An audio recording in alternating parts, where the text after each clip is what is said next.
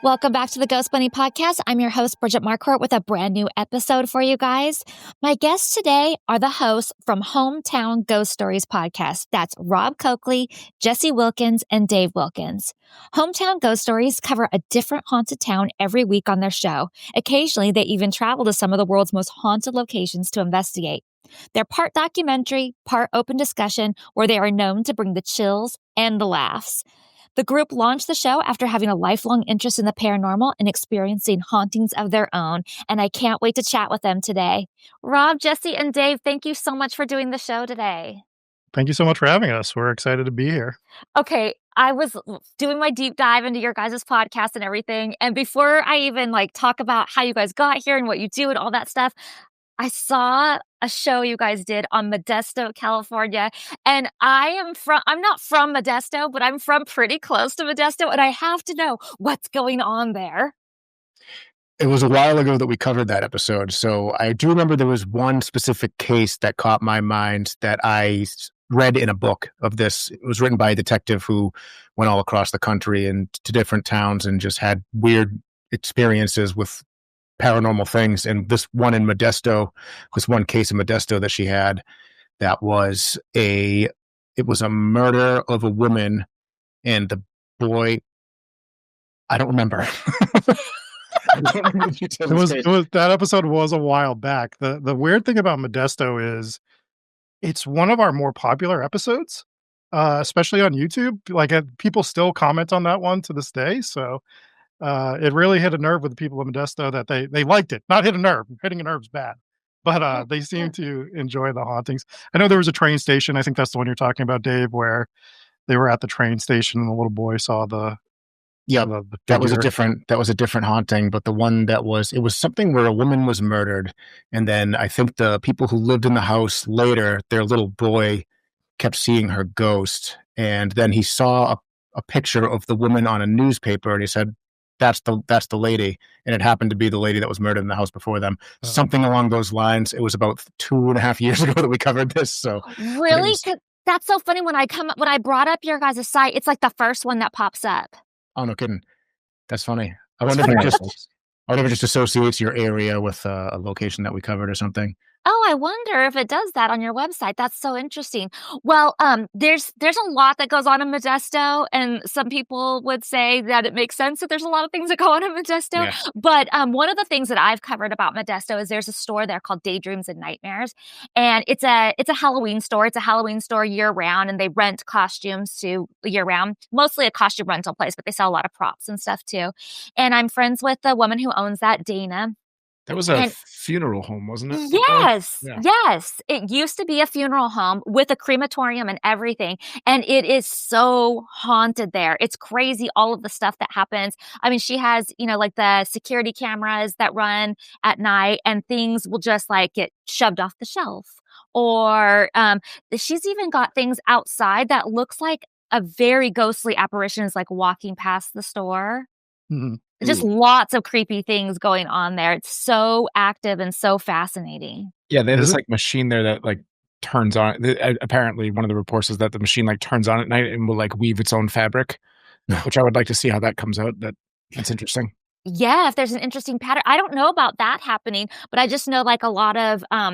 She recently sent me a photo. There's a makeup room, and it has a beautiful kind of Victorian style couch in there, red velvet, of course, and stuff.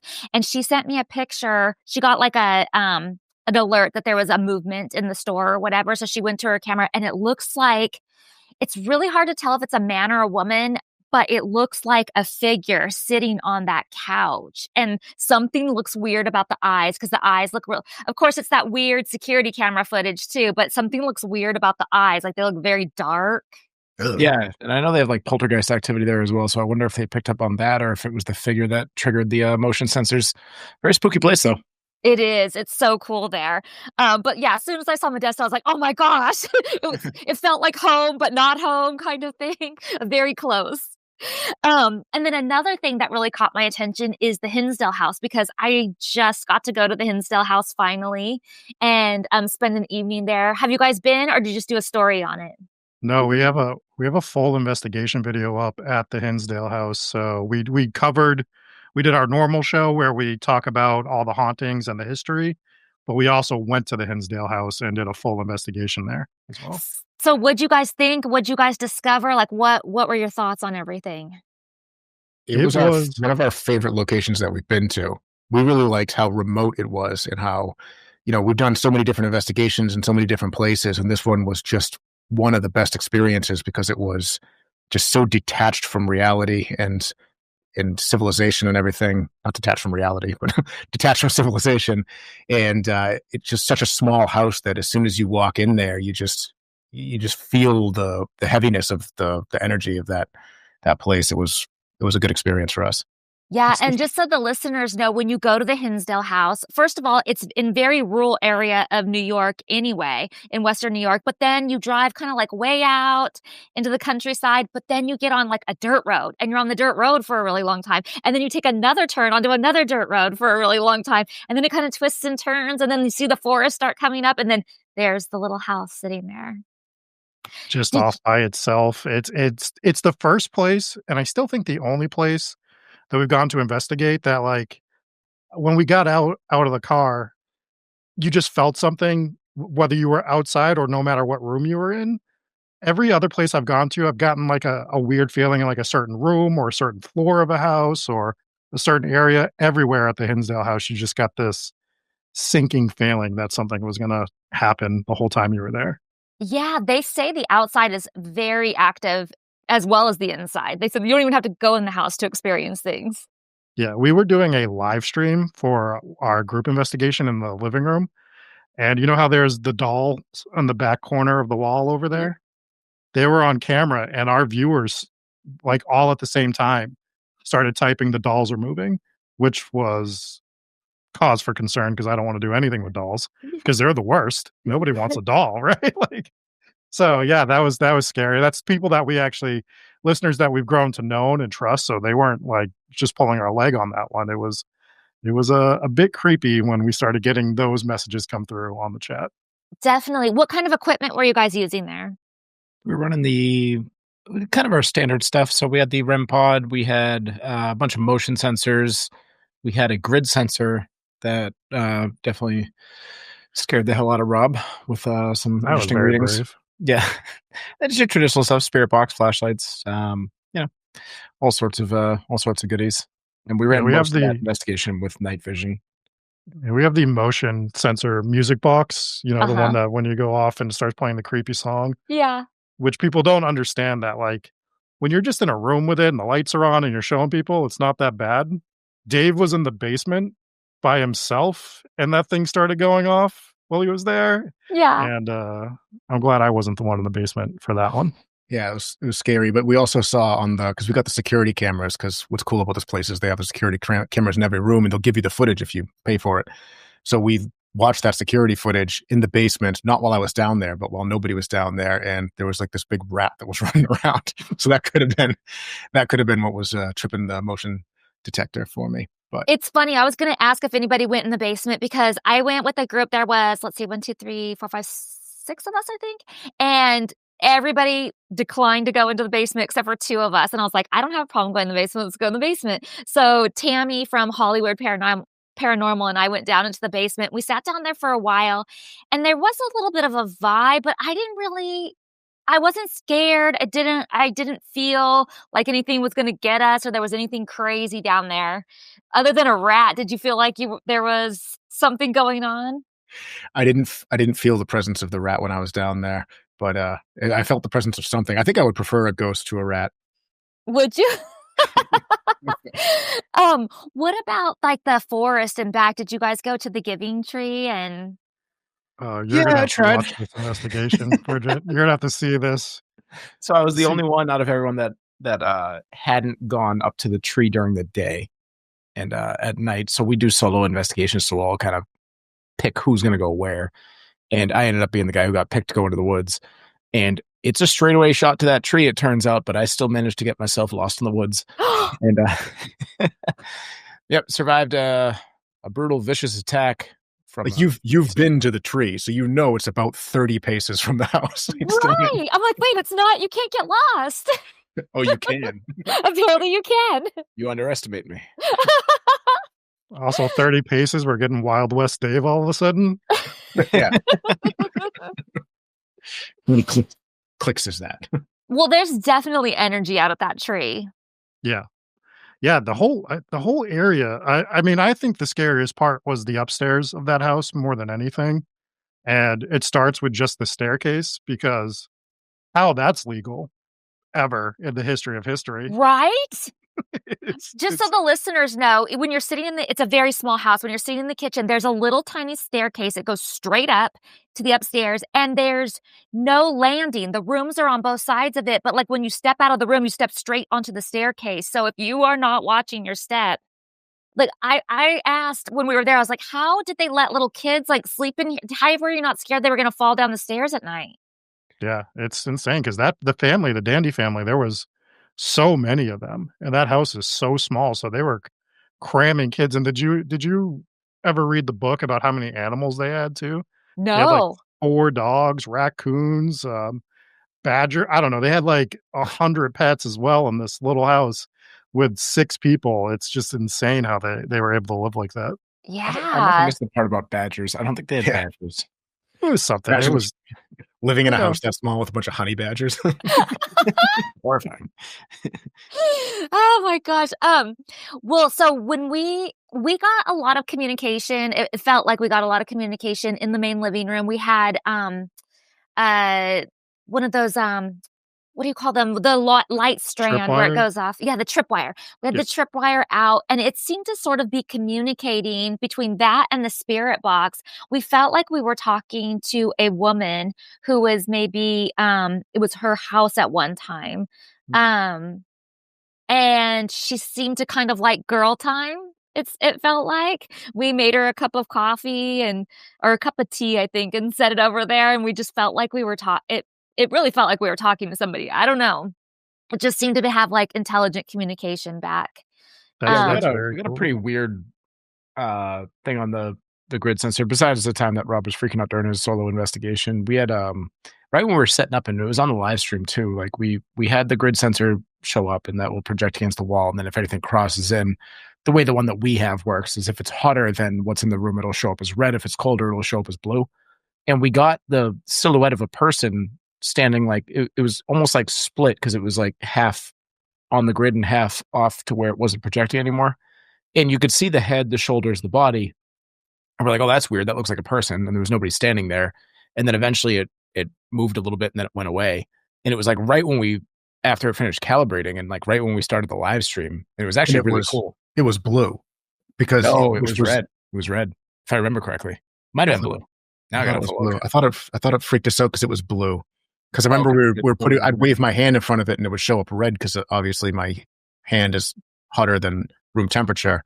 But if there's a shape of a person there, it was blue.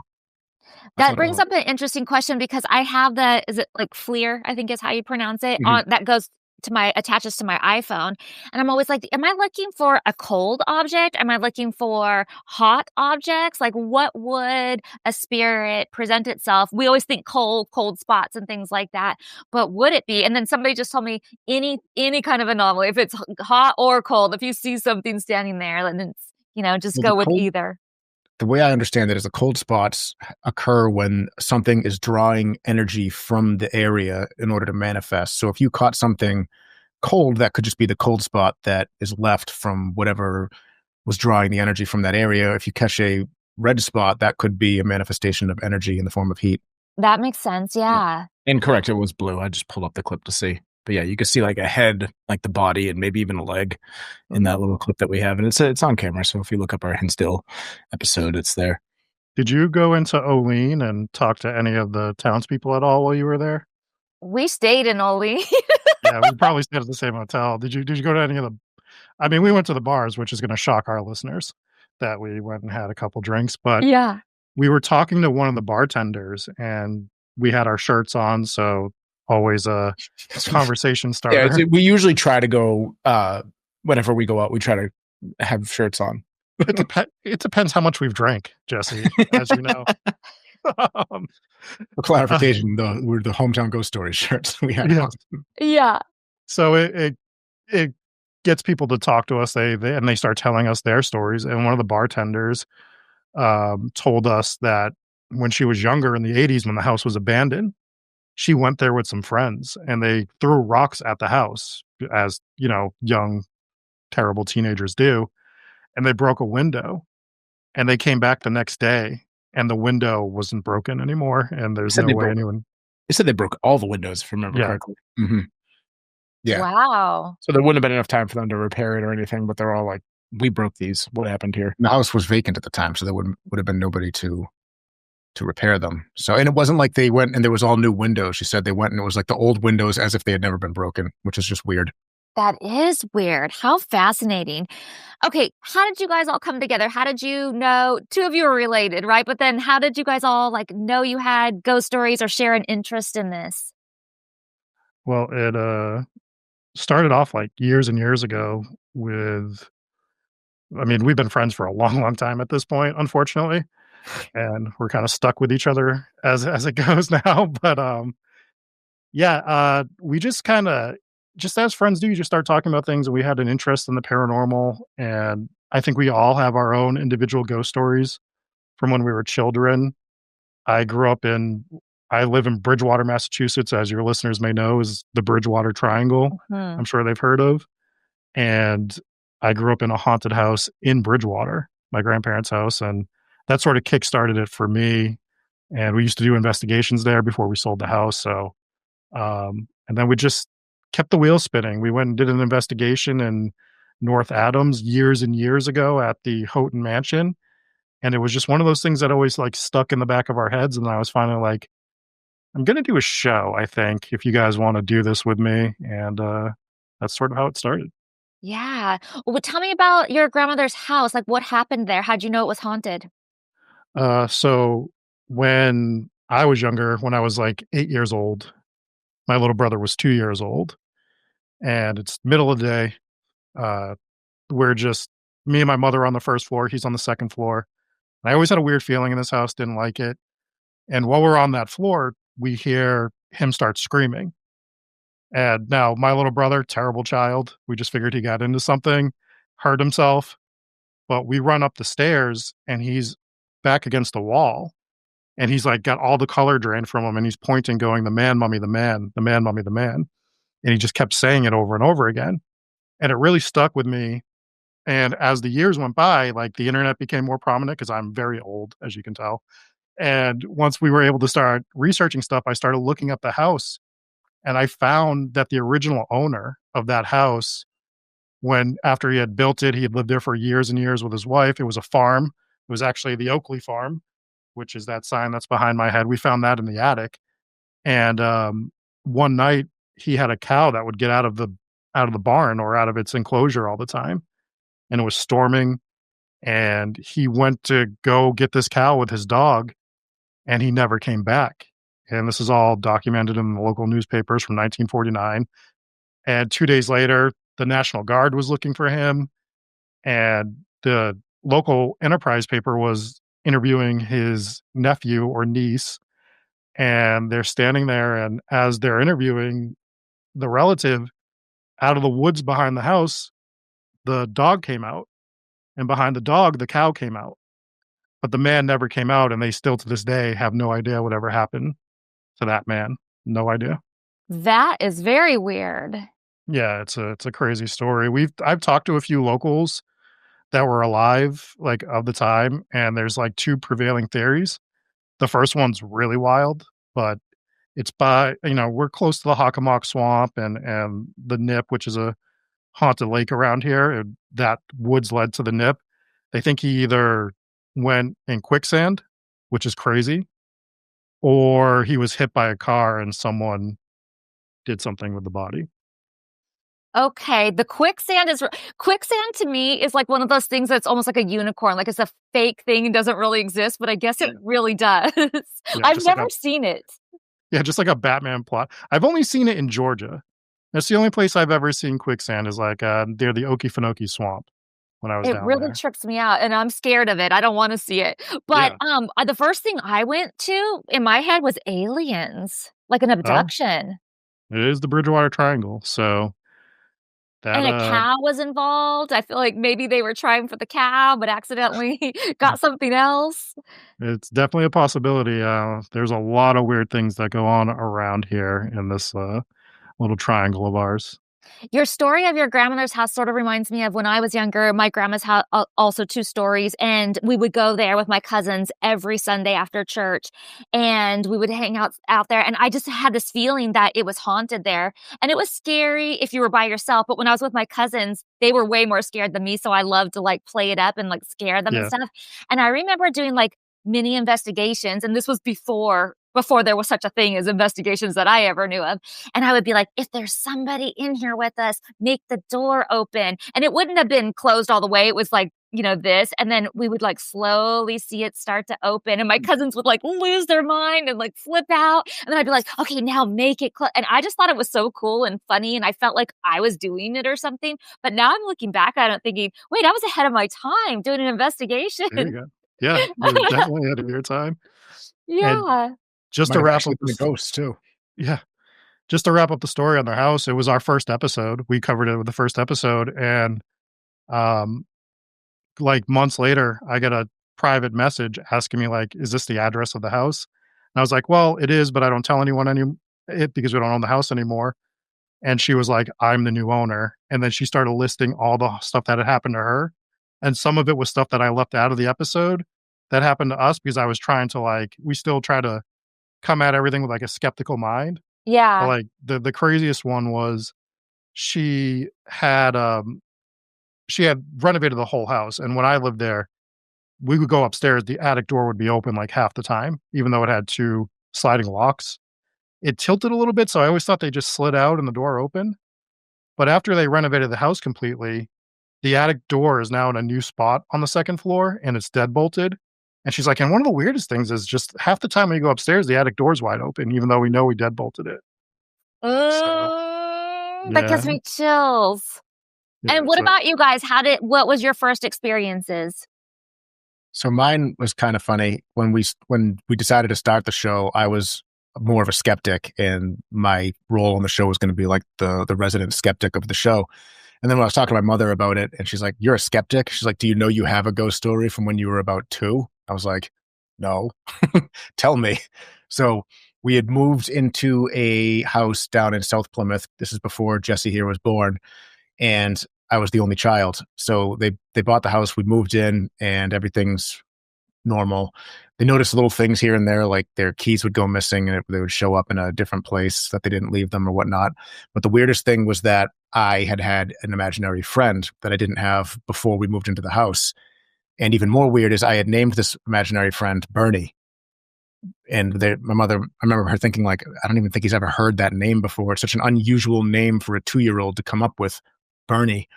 So she thought nothing of it, whatever. It's a 2-year-old with an imagination. And then a couple days later, she gets a knock on the door, and it's one of the neighbors who brought over a casserole to welcome us to the neighborhood. So she invited her in, and they're having tea, and they start talking about the previous owner of the house. And she's like, "Oh, she was such a nice lady. She tragically passed away. She was so young. She was in her 40s or whatever. She had, I think, cancer." And my mother was like, "Oh, what's her name? What was her name?" She goes, "Oh, her name was Bernadette, but everyone called her Bernie." And her mother's like, "Oh my God, my son has an imaginary friend named Bernie." And she goes, "Oh yeah, that's probably her. It's just like her to befriend a little kid." So, Oh my gosh. yeah. That's a great story, though. Yeah, I thought it was pretty cool because it sounds like it was a friendly ghost. I don't remember it, but I thought it was pretty cool. I'm less skeptical now. Well, Right? And so many people say that that kids with the imaginary friend that it may not be so imaginary. mhm. Yeah, they say for whatever reason, sometimes they think kids have a closer connection with the other side. Also, animals, dogs. So Yeah. it's weird. Yeah, there's been lots of stories too about dogs that look in the corner will bark at something or cats that are afraid of a certain area. Yep, barking at an empty closet or something. That is so terrifying. Okay, and last but not least, any stories from childhood or first experience? you're muted. Thank you, sir. My first was probably on a field trip as a kid, and we actually just covered this place a couple weeks ago on the show. But there was this notorious haunted house where we grew up, and all the kids would always say, like, oh, that house is haunted. It was actually right around the corner from our school when I was in elementary school. And we all knew that eventually the school was going to book a field trip there. So we were all pretty scared of it. And eventually they did. So we went to, it was called the Winslow House in Marshfield, Massachusetts. And we went there, and I don't even know if you'd really call it paranormal, but it was kind of an optical illusion where they had a painting of a lady named Penelope.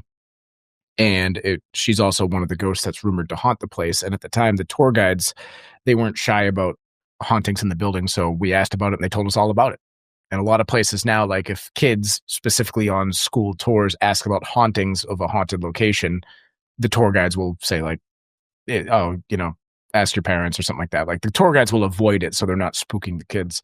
But they didn't avoid it back in the day. So they told us all about it. It scared the hell out of us. But it was one of those paintings where like no matter where you go in the room, like the eyes, like they seem to like lock onto you and follow you.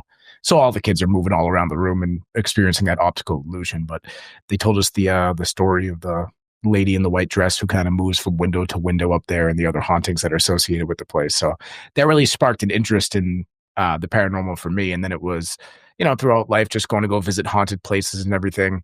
And then, but investigations really started actually when I met Rob and we started investigating his grandmother's house. And that was what kind of set things off. And then we started booking more places and going around the world, investigating places. So it was pretty cool. Have you guys been around the world doing stuff? Yeah, I go international every year to Greece. And when I do, I tend to conduct paranormal investigations in different places around Thessaloniki, which is one of the other cities in Greece. You have Athens and then you have Thessaloniki. So I've done a couple of investigations out there, and then out in London as well.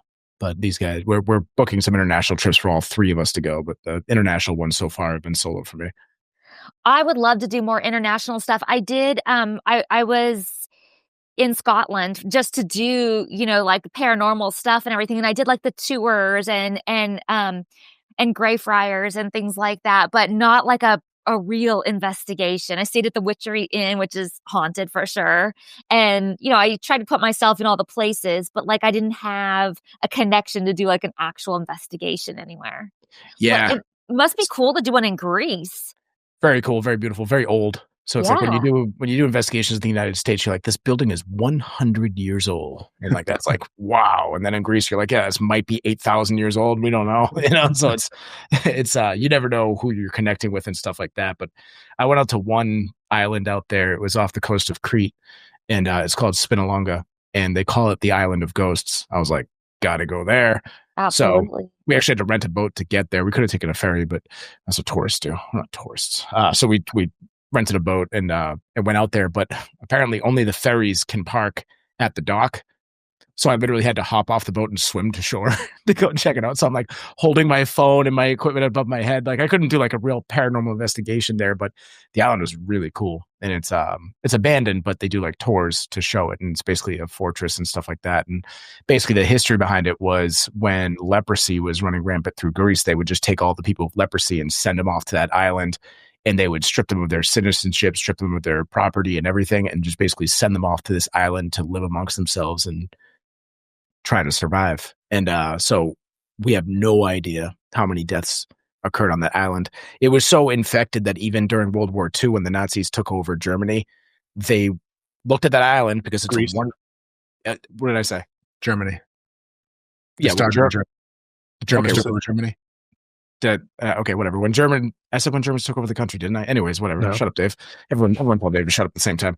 Well, when the Germans took over Greece, they took over.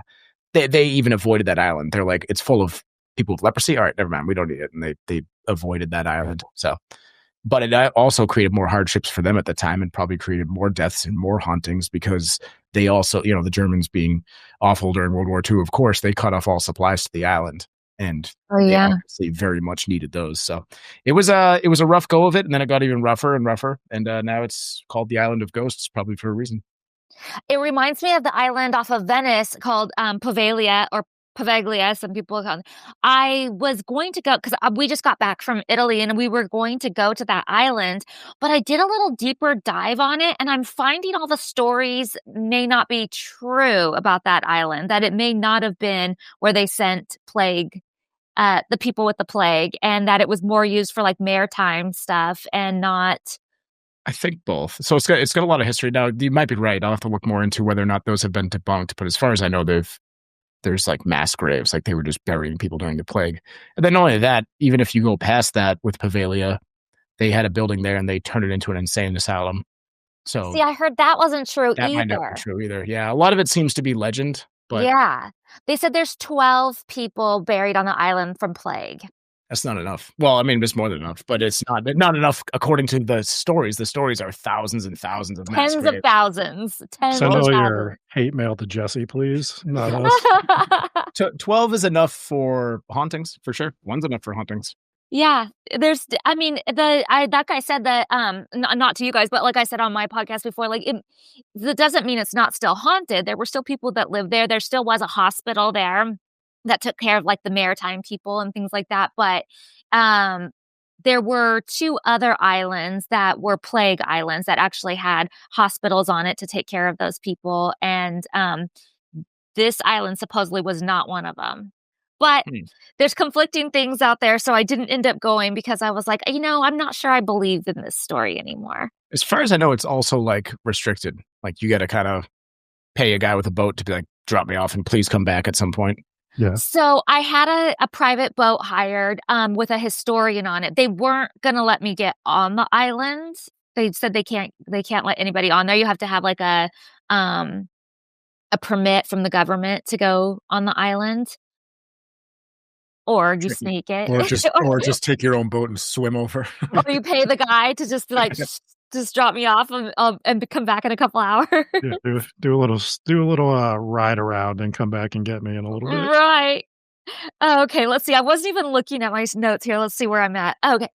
Do you guys have a favorite story that sticks out or a favorite location? Well, now we do. I mean, I'll let these guys answer, but we just did a Midwest tour where we went to like the Sally House, we went to the Villisca Axe Murder House, we hit the Malvern Mansion, kind of all the heavy hitters in the Midwest, and Sally House did not disappoint. Really? Yeah. Tell a story. Yeah. So Tell me about your experience there. So we just dropped our investigation video for the Sally House, but what we got, there was so much activity there that we weren't expecting, and so much different activity from what we're used to. It started out, we're doing a group, it wasn't a spirit box session. We had the REM pod and I think some of like the motion sensors out, and we're just asking questions, trying to get it to whatever spirit to communicate with the devices that we had. And right in the middle of the investigation, we hear this thumping on the stairs. We all jump. We're like, what the hell was that? So we run up to see if there was somebody in the house, which we knew there wasn't because it was just the 3 of us there. And we couldn't identify that, but that freaked us out. So that was the start of things. From there, we broke off into solo investigations, and I was in the kids' room. If you're familiar with the Sally House, this was the room where they used to find all of the toys they would find them all circled.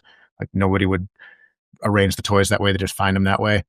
So I was conducting a spirit box session in that room, and I wasn't getting anything. And then about 10 minutes into the investigation, this scream just burst through the spirit box for about 10 seconds. It was the loudest thing I've ever heard come out of this machine, and it was the longest. We've never had a response longer than like a second or a split second. And this just screamed for 10 straight seconds, and it was really unsettling. It freaked me out. I had to go step outside, and we cut that investigation short. And then towards the end of the night, we did another spirit box session in that room, and we got multiple responses saying the word demon over and over again. And this was also good. We aired the whole investigation. It's about a 40-minute investigation, and it aired on YouTube. So all of our viewers are watching, and a bunch of viewers caught this one thing that we didn't even catch. We didn't catch it in person, and we didn't catch it when we reviewed the footage afterward.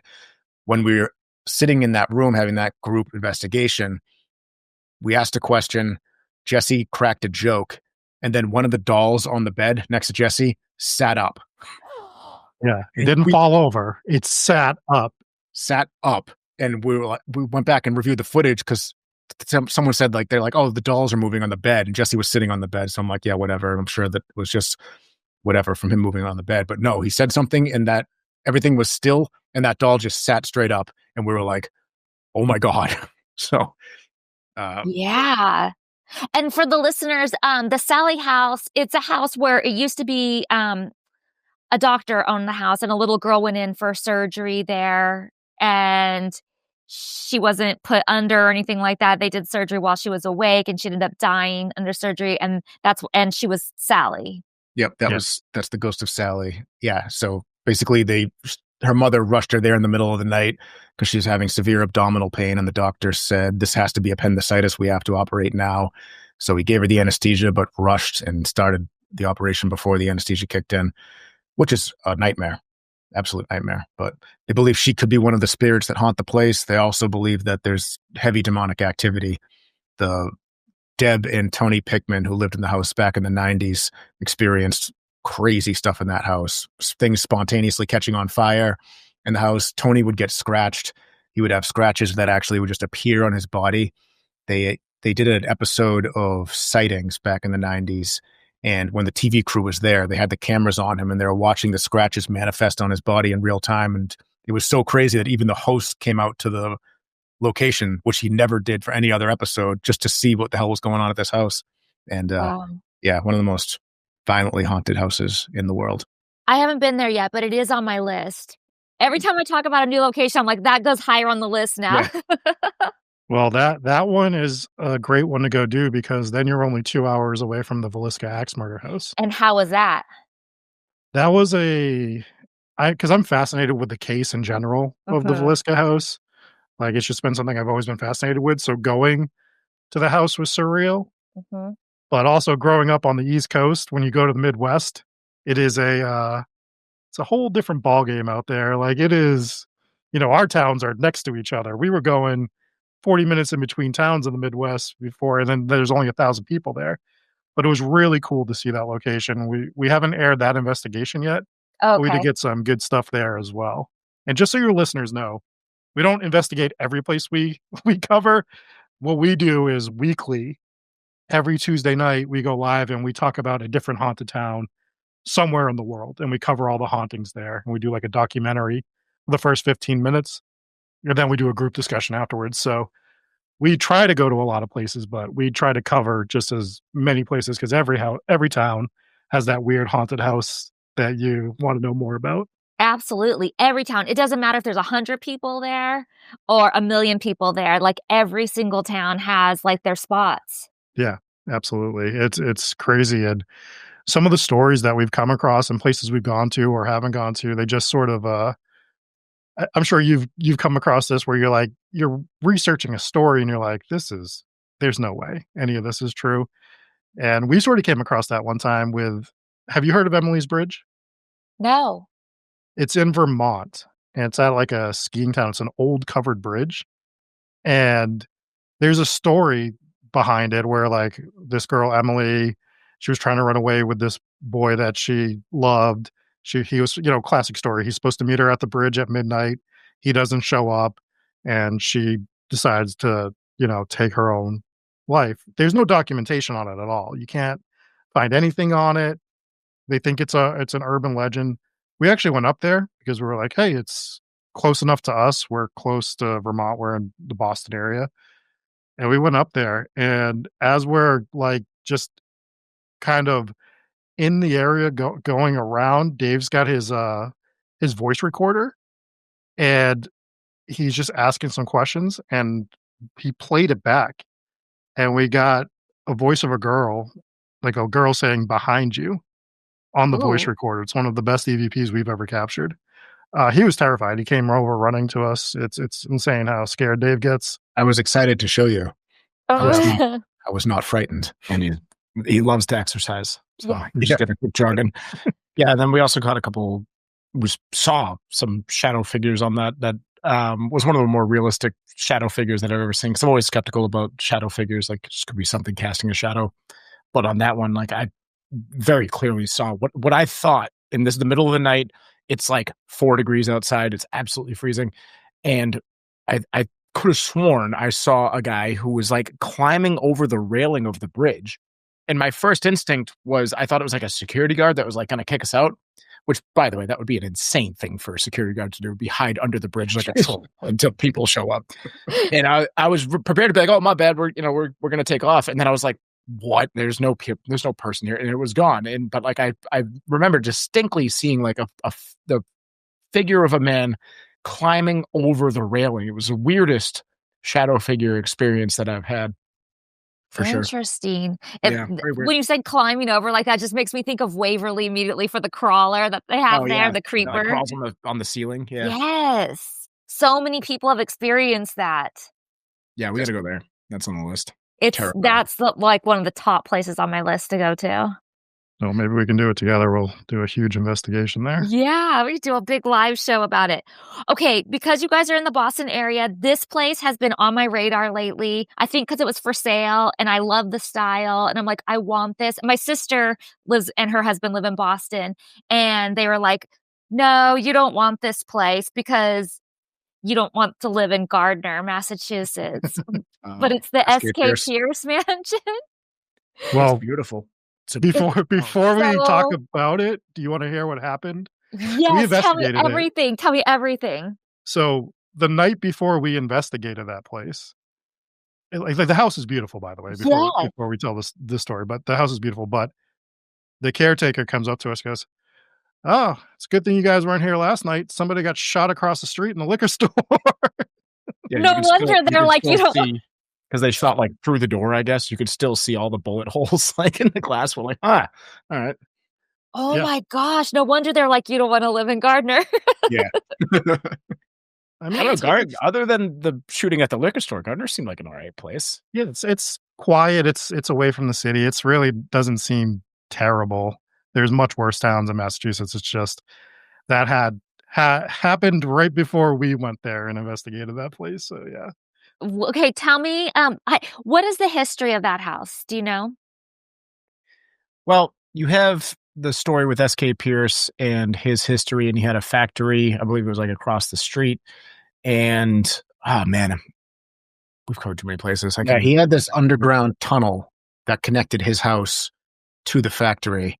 And that's since been blocked off. And it's speculated that he was using slave labor. And that was the reason that he had that underground tunnel. Because why would you have an underground tunnel to the factory? Just go to work like a normal person. So they assumed that there was nefarious reasons for this underground tunnel.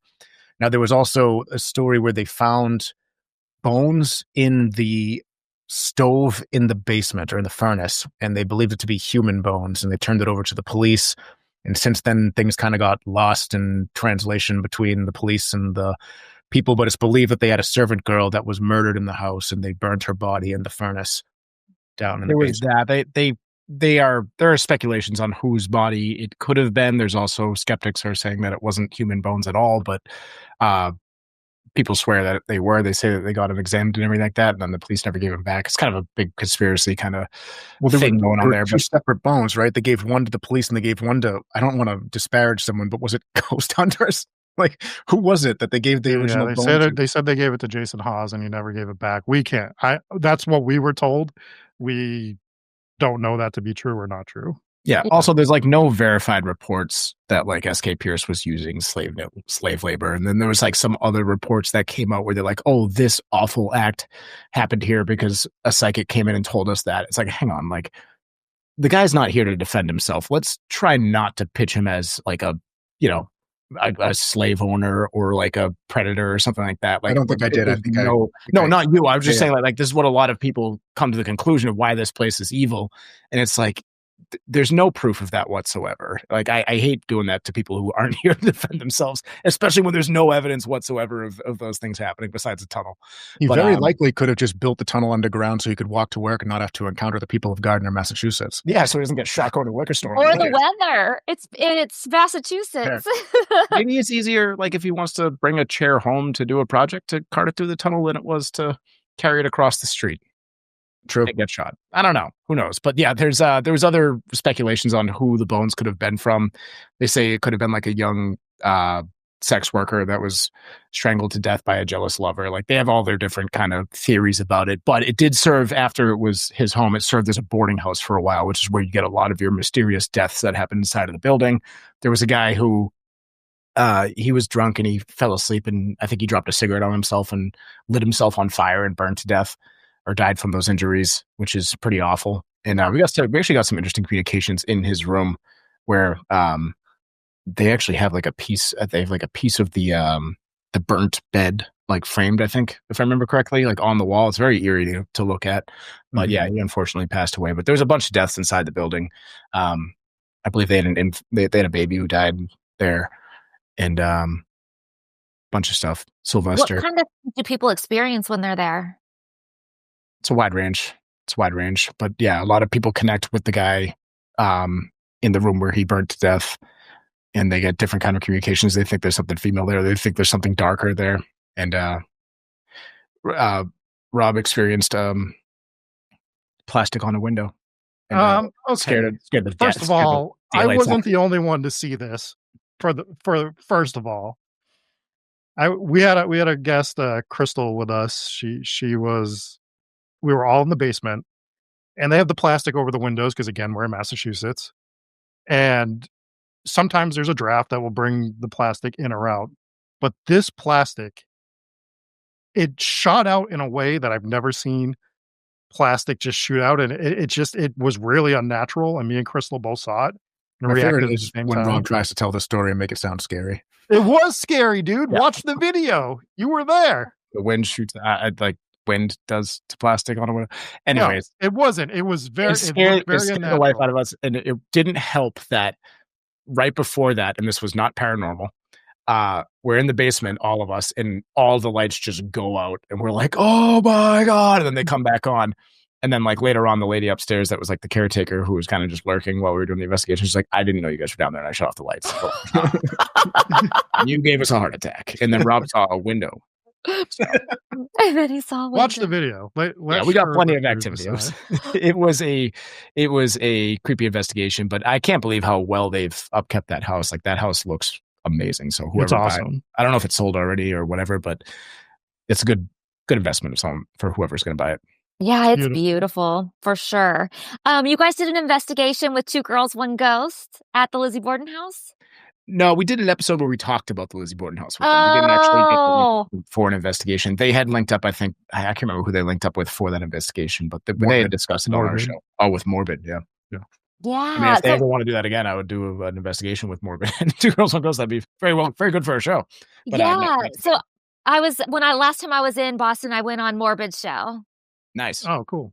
And then I've done we 2 girls, 1 ghost. We've done each other's shows as well, so they are both fun. But yeah, so you guys haven't been to the Lizzie Borden house? We've been there. We just haven't done an actual investigation yet. We're actually doing next week. We're doing the building right next to it, which is Miss Lizzie's Coffee, which was formerly another one of the Borden family members' home. Yes. Where I don't know. Have you heard of the Children of the Well? Yes. Yes. So we're doing a live investigation there with some with limited tickets with some viewers, and it's going to be cool. So we're going for Halloween. Kind of Halloween season, but not on Halloween. It's actually it'd be this weekend on Saturday. Oh, this weekend. Okay. I don't know when the show is going to air, but it'll probably air after Halloween. Actually. Yeah. All right. So we did an investigation. We did. It was great. It was so good. We got so much activity. You won't even believe it. I've been to the Lizzie Borden house a couple of times, not for an investigation, just the tour. Mm-hmm, same. But I want to go and do an overnight investigation. So we'll get to that. You guys did an episode on Yosemite, and I thought that was so interesting because I didn't grow up in Yosemite, but my dad was there's a bus. I don't know if you guys have ever been, but there's a bus that takes you to all the different stops throughout the park, and they tell you everything about the park as you go. And my dad was one of those bus drivers for Yosemite, so I spent the summer in Yosemite with him, and I had to stay in these like camping tent things where the workers stay, but there's this gorgeous hotel there and it's super haunted. And there's also reports of like Native American ghosts over by like I'm sure the whole place, but specifically I remember there being stories over by Half Dome. And can you tell me about your episode on this? There was also a haunted hotel in Yosemite, right? I think it's like the Ahwahnee. The Ahwahnee Hotel. It's gorgeous. Yeah, it looked amazing. Yeah. I think JFK And is supposed to haunt there, right? That's one of the many places that JFK haunts. what? Yeah, because I think they had his rocking chair or something to that effect is why they believe he still haunts that place or haunts that place now because of a piece of furniture. Yeah, he's That's also supposed to haunt one of the older restaurants in Boston. Was it the Union Oyster House? Mhm. Oh, because he has his own booth there. I've sat in that booth. Yeah, it's pretty cool. He also was supposed to haunt the opera house. Secret he had a secret office in the opera house, which you're still not allowed to go into to this day. No Really? one's allowed in there. Yeah, only the manager of the place. That is some private intel that I've received. That's the Boston Opera House? Yeah. So Huh. yeah, there's a lot of cool things. But Yosemite was cool. I only got to go there for a few hours one day, and I walked one of the trails for a bit. So it really piqued my interest, and I was getting footage, and I started looking and doing some shows on national parks, and there are some really scary hauntings that happen inside of national parks. There's one story of this family that was there with their kids, and I believe this was Yosemite, and they just kept seeing this guy. He was like in the tree line, and he was just like wherever these kids went, he was just like sort of in the tree line looking at them, and they had to like run back, but they all had the same description of him. Sort of looked like a lumberjack, and the police went out there searching for him. There was only one trail in the area, and they couldn't find him at all. So it was they believe it was a ghost, but let's hope it was a ghost because it could be even scarier if it's an actual person that was like stalking them. So Yeah, the first thing that came to mind was the Carrie Stainer story. Do you guys know about that in Yosemite? With the 3 women he murdered out staying at the hotel? Not the really nice Ahwahnee hotel that's, in Yosemite, but it's right on the like, by the Oh, front yes, I did. gate, Yep. and he was, like, a maintenance worker there, and he came knocking on their door and said he had to fix the tub or something like that, and he Oh, I murdered did all hear 3 about of that. them. Yeah, but did he fix the tub?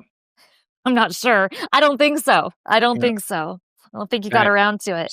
Starting to think he was a bad employee. I think so. But yeah, it's beautiful there, but there are a lot of weird stories that go along with it. And do you guys know Bodie, the ghost town out on the other side of the park? Yeah, Yep. we covered that as well, I believe. Yeah. Mhm. That's a pretty cool town. And people say if you take anything from there, like even just like a pebble or anything that people mail it back all the time. Yeah. They have such bad luck. We've covered a couple places like Bodie where there was beaches where if you took a rock from this one specific beach, same thing happened. So like that's a common haunting, and it's not just America. It's like throughout the world where there's certain like sacred locations that if you take anything that you have to mail it back or you have bad luck for the rest of your life, essentially. Yeah, you saw that. There was one in Japan, I think, that you covered, Rob, and then it's also kind of similar. I guess not that similar, but Robert the Doll. They said I if you was take thinking. pictures without like asking permission, it's like they've got it like walls of just letters of people apologizing for Yes. taking a picture without Robert's permission. So Yes, I have a picture with Robert, but I did ask his permission. But then I was also interviewing somebody who said, you really don't want to ask permission because then you're giving the doll the power. Mm. so just And I thought, don't take a picture that's with it. I don't know. interesting. So Sounds like a how do you, lose-lose. I know, right? So how do you, I don't know. I guess Okay, you you just guys, don't take a picture. I guess, but Just you want hire that someone. picture. Yeah, I have a solution. You hire someone to do an oil painting of you and Robert the Doll. in Oh, terms of okay. Yes. the old days. Got it. So you guys mentioned about being in the Bridgewater Triangle. Tell me about some of the stories there, because I know like there's like UFO, there's murder, there's ghost stories, there's cryptids, there's all kinds of things going on there. Yeah, Oh, the yeah. Freetown State Forest is known for a lot of the stuff, and they just found 2 bodies there yesterday or the day before as well. Did they? So it's a common thing in that area. That's so crazy. Is it just because it's a really easy place to be like a dumping ground, or is it Yeah. like That's part of it. So back in the day, I think the mob was dumping bodies out there, and then 70s, 80s, early 90s, you had a bunch of cult activity that was reported there, and then a brutal murder that was stuck in the court system for a long time through the appeal process because they knew who did it, and he just kept winning on appeal because of different poor tactics from the investigators and stuff like that. But finally, he ended up getting found guilty for that. But the cult activity was concerning, and they had all sorts of weird activity there, hauntings as well. So now it's like from that big case that happened in there, I can't remember the victim's name, but now people hear like screaming from the forest, and they associate that with her ghost. Mary Lou Screaming. Aruda. Sorry, your mic was breaking up. What was that? Oh, Mary Lou Aruda. Oh, yeah, that's the one. So tragic case, and glad they finally got the guy. Because they had, with that case, they had, not to get too much into true crime here, though, they had one of his victims had gotten away, and he like strangled her with a bed sheet and everything. I don't know if you're familiar with the case. No. Bridget, but yeah, basically he strangled her with a bed sheet, tied her to a tree, and then because he used a bed sheet in that case, she got away. And then the next murder happened, or this was an actual murder. The first was an attempted murder, obviously. Years later, he got this other girl, same thing, tied her to a tree, but this time he used like rope on her neck or something, and she died from her injuries. And so when the police found the scene, they're like, "Oh, that's that guy." And for some reason, he kept getting like. Well, the police wanted so bad to get this conviction that they were going to ridiculous extremes. Like they were using hypnotists and weird measures to get like, they used, I think it's like a psychic medium to get the license plate number. And of course, they're going to win that on appeal. Right. Like, lawyers just tore that up. But eventually, basically, and the other thing was, for whatever reason, the judge wasn't allowing that first victim to come in and testify in court, because that victim was like, yeah, he did that to me, I'll go testify. But for years and years, they couldn't get her into court. And eventually, finally, they're like, all right, she can come testify. She testified, yeah, that's him. This is what he did. It's exactly the same as when he did it to me, yada, yada, yada. And then basically, boom, guilty. So it was like, it took that. It's like, why didn't you let that happen in the first place? But anyways, Right. yeah, now it's a very mysterious area, lots of hauntings, whether it's tied to occult activity.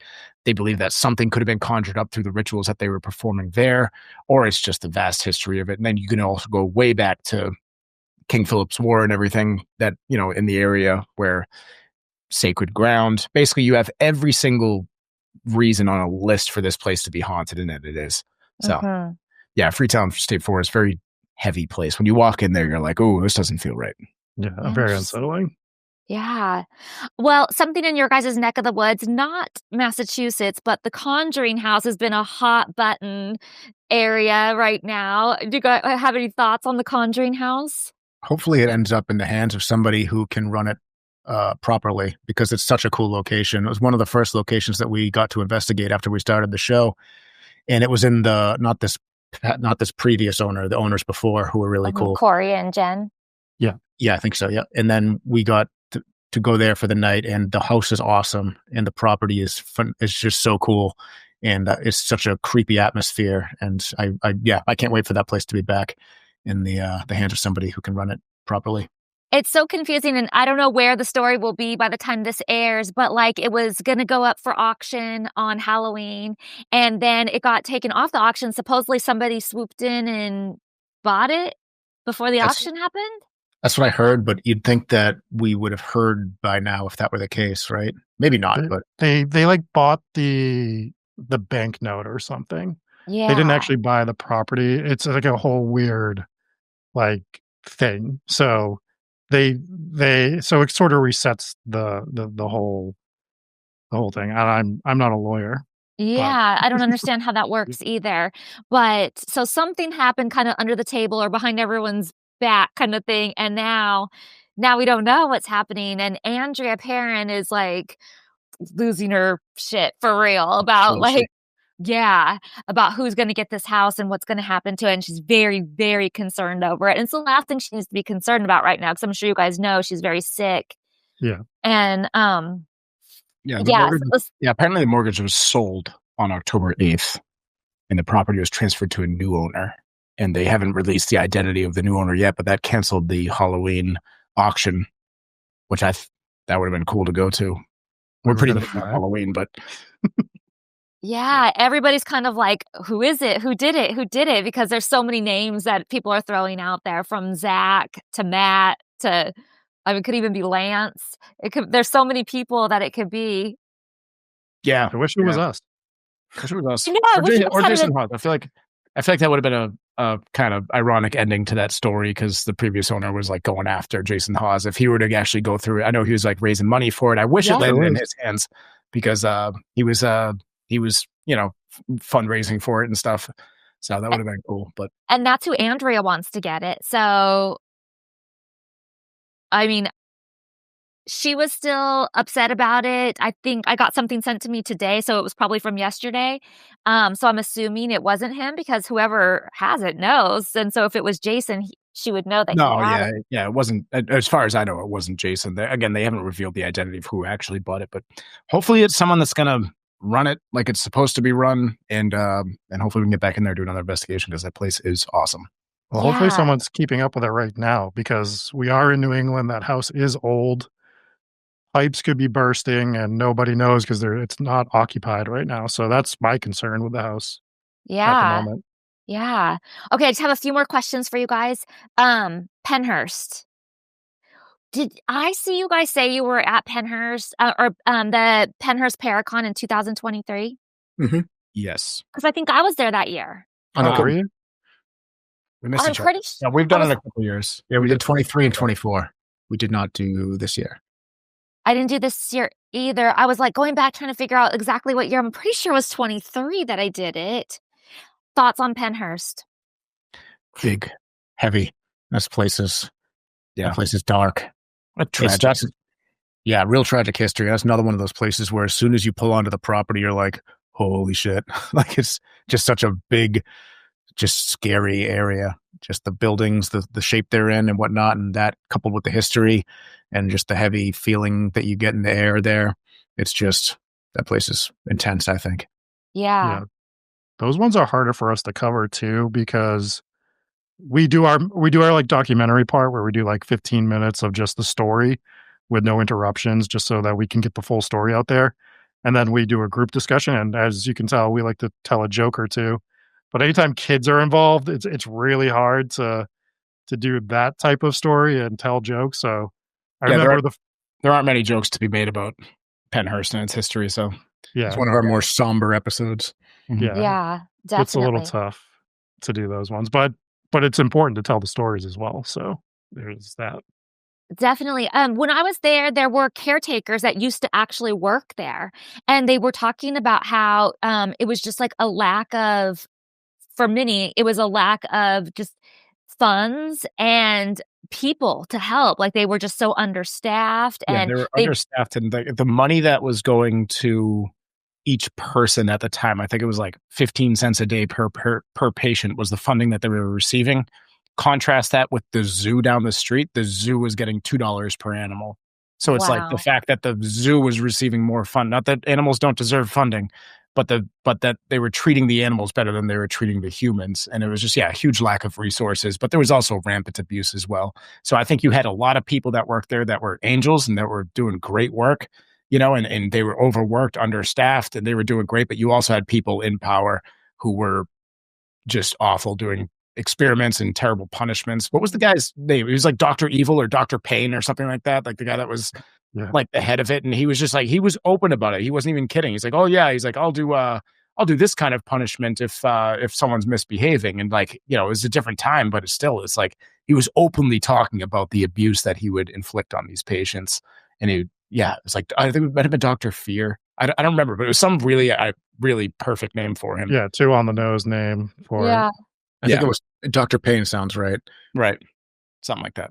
Something. Did you guys do an episode on the breakers in Rhode Island? Yeah, I covered most of the Newport mansions, and I actually just went back there a couple weeks ago.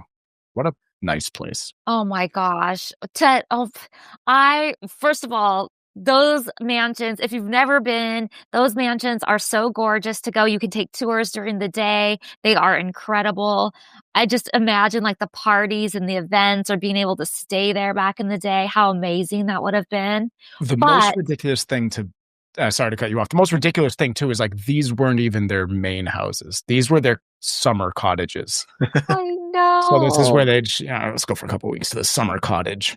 I can't even imagine. But you can tell. I mean, I've been to the Breakers. I haven't been to all of them. I think I've been to a couple other ones, but I've definitely been to the Breakers. And you can tell, like, it would be such an amazing investigation to do there because there is definitely activity in them. Oh, yeah. Yeah, you can tell with just the history, the artifacts that are still there, and just the overall look of the place. I mean, aesthetically, that'd be really nice. Jesse, how did you get the tour guide to tell you about the history of that place? That wasn't at the Breakers. That wasn't at the Breakers? Oh, was there a story here? Rough Point, I think it was, down the street. There was like a one of the women that the woman that owned I think it's the Rough Point mansion. She was at one point she was like the richest woman in the world, and she definitely murdered her assistant. And so I didn't know much about the story. She definitely allegedly murdered the hell out of her. She like ran him over the car and then backed over the spot. Yeah, it wasn't an accident. Yeah. Allegedly, it was probably an accident. Please don't sue me. I think she's dead though. Anyways, she's definitely dead because she haunts the place now. But yeah, so like we're looking at this place. I'm just with the wife. We're heading down to Rhode Island. We're like, oh, we're gonna go see the mansions, and I'm looking up the haunted ones. I was like, oh, and I found the story about this death of this assistant who was just about to quit his job and everything. Anyways, so I was like, oh, they have a murder here. All right, there's a murder mystery. Let's go in and find out if there's ghosts. And I walked in and I had just briefly skimmed over the facts of the case. And I walk in and tour guide, I'm just talking to the tour guide. I'm like, he's like, oh yeah, and this is I noticed he's not talking about the murder at all. I'm like, how many of her husbands did she kill? He's like, none. He's like, there was an unfortunate death on the property with the assistant, but that was ruled an accident. She was found innocent. I'm like, oh, who did she pay off? They didn't kick me out, but they did tell me. And by the way, so I think it's called Rough Point Mansion. Forgive me if I'm wrong about that, but there was like no documented hauntings on this place. And then as I was in there, I do the tour and I'm talking to some of the other tour guides that actually like me. And and they were telling me about all of the hauntings that they do. When they went in, I can't remember her name, whether it was Gladys or something like that. But when they go in, they would greet the ghost, because if they didn't say good morning to her or say good night to her at the end of the night, then the poltergeist activity would uptick that, they'd basically be like payback for them not saying good morning, and like violent hauntings would happen. And then there were other hauntings down in the basement and everything. So it was all of these hauntings that the world hadn't known about. So we kind of broke that story of Rough Point being haunted. So I love it. I love when you can get the tour guides to talk about stuff like that. That's not on the guide. It's just their personal stories like that. It's one of my favorite things about actually going out to the locations is talking to the locals and getting the scoop from people and getting angles that nobody's ever heard before. Right. Yeah, for sure. You guys do listener stories too, right? We do.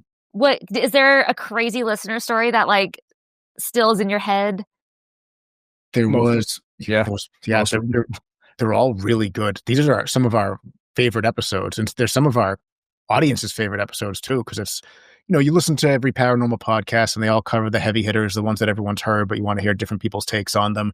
And these give us an opportunity to give ghost stories, tell ghost stories that nobody's ever heard before. Yeah. And they're always really good. I'm trying to think of the one that we covered on the most recent one that I was just blown away by. Oh, it's the girl who was in the forest with her dad. The forest one. Yeah. Oh yeah. So creepy. Little girl. She's out, and I forget where it was in the country. It was in the United States somewhere. And it was when she was reminiscing when she was little with her dad. She went out for a walk in the forest with her father.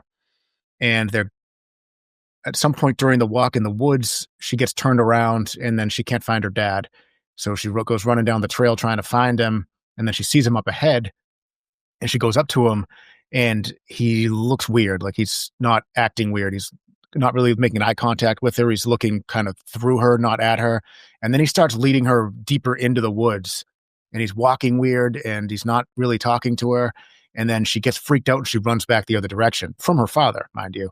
And then she's running and running and running. And then she going away from the father, she eventually runs into her father again, who's panicked and says, "Where were you? I've been looking all over for you." And she's like, "I don't know." She didn't say anything and she left, and she thinks that it was some sort of a mimic or some sort of a demon or whatever it was. It was doppelganger. Almost like it was luring her into the forest, which is really creepy. It is creepy. I love the listener ghost stories too. And they just, not that the big commercial ones and people that go to them aren't real ghost stories, but something feels so real and gritty about like the hometown ones or like the personal ones that people have. And I love that. One last question. You guys do movie reviews. What would you say is the scariest movie to watch this season? The scariest of 2025? Well, no, just something that's really good that everybody should see. I know this probably won't come out till after Halloween, but just like gearing up for Halloween. Trick or Treat's one of my all-time favorite. Oh, I love Trick or Halloween movies. Treat. Yes. Okay. Yeah, And if you haven't had the pleasure of watching Sinners yet, that is probably one of the Watch best that on the movies. plane this last time. And I'll give the classic. I mean, The Thing is probably the best horror movie of all time, in my opinion. So, you know what came up recently? I was on a podcast just the other day. I think it's from 1981, Ghost Story with Fred Astaire and who is it? I saw it Jr. when I was really young. I saw it, and I don't remember it that well. But maybe it's just one. A good ghost story, you know? Yeah. And it's about ghost stories. It's a good ghost story about ghost stories. They're the best horror one. Like when you get a really good ghost story movie, they're just the best. Like the original Conjuring movie, like there's something about ghost stories that when they're told well or shown well, like it's the creepiest thing. Because one thing I've learned doing this show is everybody has their own ghost story. I mean, how many people have come up to us and go, I don't believe in ghosts, but, and then they tell you, and you're like, okay, well, you have a ghost story. So, right. Yeah. Right. Or I don't believe in ghosts, but there was this one thing one time. Yeah, exactly. Well, thank you guys so much for doing the show today. Tell everyone listening how they can catch your podcast, watch your YouTube channel, go to your website, all that good stuff. Follow you on social media, everything. Yeah. I mean, you just go to hometownghoststories.com. All the links will be there. But if you're a fan of being on YouTube, again, our podcast isn't just audio. We do basically we produce a documentary every single week. We messed up and dug this hole for ourselves, and now we do it every single week. So go check it out on YouTube. Just search Hometown Ghost Stories, but it's available everywhere that you get your podcasts. And but if you want more of the investigation videos, we talked a lot about that today. All of those investigation videos go up on YouTube. Some of them exclusively on YouTube, because a lot of that stuff you can't really release on a podcast feed because it's a lot of beeps and radio frequency, and it's doesn't flow just like a podcast does. But yeah, go check it out. Awesome. I hope you guys enjoyed this episode of the Ghost Bunny Podcast. Thank you so much for joining me on my spooky adventures, and I look forward to sharing a new ghost story with you each week. Please subscribe to my podcast so you're always the first to know when a new episode is out, and follow me on social media at Ghost Bunny Podcast on Instagram and at Ghost Bunny Podcast on YouTube for the video version of the podcast, and at Bridget Marquardt on Instagram for me. Oh, also I have my Patreon, patreon.com/Ghost Bunny for spooky tours, investigations, and more content. Thank you guys.